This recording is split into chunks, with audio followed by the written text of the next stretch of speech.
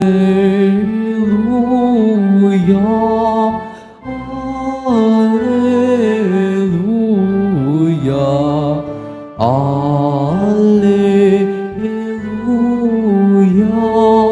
Alleluia.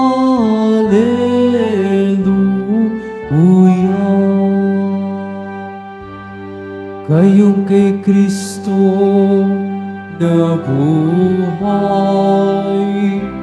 ay sa langit nakalaan upang kay Kristo pumisan.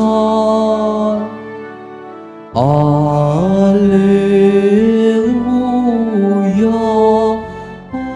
Alleluia, Alleluia, Alleluia.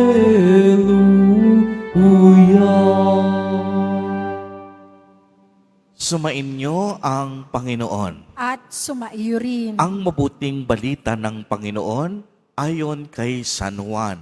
Papuri sa iyo, Panginoon. May isang pariseyo at pinuno ng mga Hudyo na nagngangalang Nicodemo. Isang gabi, siya'y nagsadya kay Jesus. Rabay, sabi niya, nalalaman po namin kayo'y isang guro mula sa Diyos, sapagkat walang makagagawa ng mga kababalaghang ginagawa ninyo malibang sumasa Kanya ang Diyos. Sumagot si Jesus, sinasabi ko sa inyo, maliban na ipanganak na muli ang isang tao, hindi siya paghaharian ng Diyos.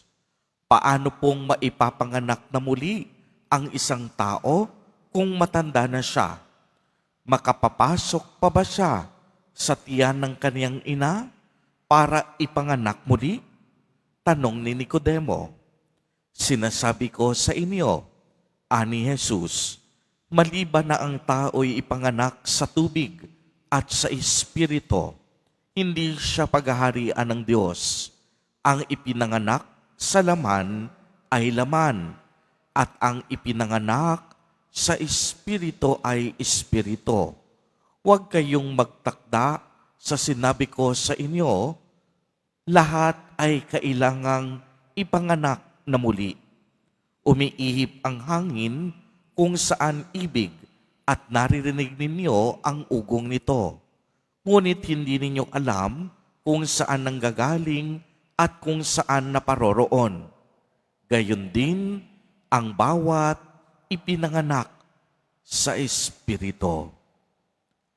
Ang mabuting balita ng Panginoon. Pinupuri ka namin, Panginoong Heso Kristo. Magsiupo muna ang lahat. Magandang umaga po sa inyong lahat, mga kapatid kay Kristo.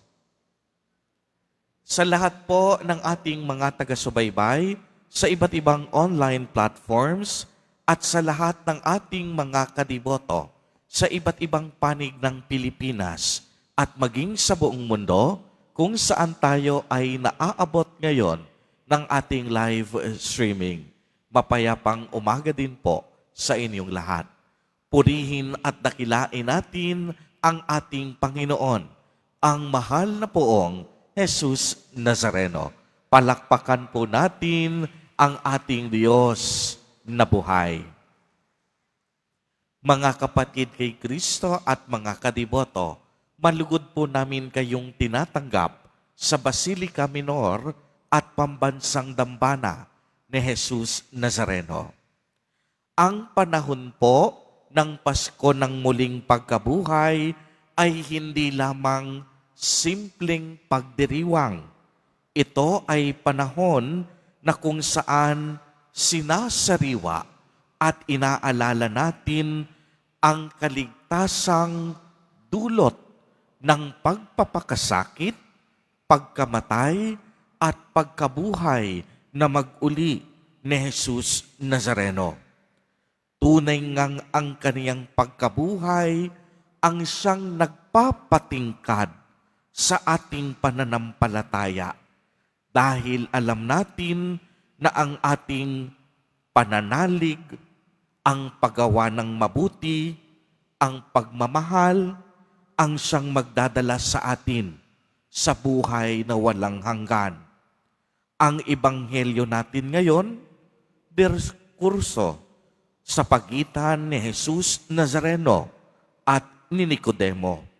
Si Nicodemo po ay isang Pariseyong nais makinig at matuto mula kay Jesus.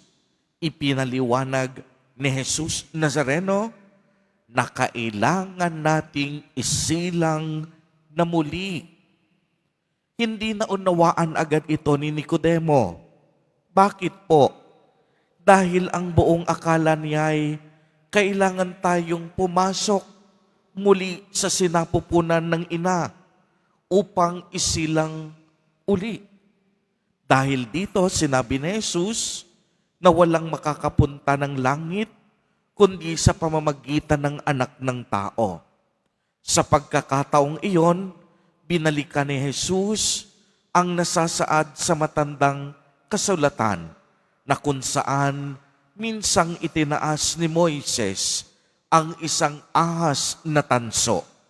Gayon din ang pagtataas sa anak ng tao upang magkaroon ng buhay na walang hanggan ang lahat ng sumasampalataya. Ano po ang ibig sabihin nito? Ang mga nakagat na ahas ay hindi namatay nang tumingala sa ipinagawa ng Diyos kay Moises noong kanilang kapanahunan. Ang mga tuklaw ng ahas na iyan ay ang ating kasalanan at paghihirap sa lupa. Kaya kinakailangan nating tumingala sa langit at manalangin kay Jesus Nazareno dahil siya po ang ating tagapamagitan sa Ama. Siya ang ating tagapagligtas. Si Jesus ang daan sa buhay na walang hanggan. Kaya nga sa pamamagitan ni Jesus, sa pamamagitan ng kaniyang kamatayan, tinubos ang kasalanan ng sanlibutan. Makikita natin ang planong pangkaligtasan ay tunay ngang nangyari at tinupad sa pamamagitan ng pagsugo kay Jesus sa mundo. At ang planong ito naganap na isakatuparan dahil sa muling pagkabuhay ng Panginoon. Kaya nga magandang itanong natin sa ating sarili, kanino ba tayo lumalapit at sino ba ang ating tinitingala kung tayo'y nasa matinding pagsubok at unos ng buhay? Sino ba ang nagbibigay sa atin ng bagong buhay at ng bagong espiritu? Kapag tayo ba'y may mga problema, sa ating mga bisyo ba tayo lumalapit tulad ng alak, ng sugal? Nagtatampo ba agad tayo sa Diyos kapag hindi agad-agad dinidinig ang ating panalangin? Lalo ba nating inilalapit o iniluluhog ang ating sarili sa kasalanan kapag tayo'y problemado? Sinisira ba natin ang ating buhay o pangarap? Ipinaalala ni Jesus na kailangang muli tayong isilang sa pamamagitan ng tubig at espiritu. Ibig sabihin nito, kailangan nating mabinyagan sa tubig at espiritu ng Diyos bilang tanda ng ating buhay sa muling pagkabuhay ni Jesus Nazareno. Kailangan natin ng bagong lakas, ng bagong pag-asa sa pamamagitan ng liwanag ng muling pagkabuhay. Kaya mga kapatid kay Kristo, ang hamon sa atin sa araw na ito, lumapit tayo kay Jesus Nazareno. Isuko natin sa Kanya ang lahat ng ating kahinaan at pagkukulang. Idulog natin sa Kanya ang lahat ng ating problema at alalahanin sa buhay. Ihabilin natin sa Kanya ang lahat ng ating pag-aalinlangan at mga bagay na hindi natin kayang magawa. Sa Kanya tayo humugot ng lakas at pag-asa dahil tanging sa Jesus Nazareno ang makapagbibigay sa atin ng bagong buhay, bagong espiritu at bagong puso upang matagpuan tayong karapat-dapat sa kaharian ng Diyos Ama. Amen. Amen.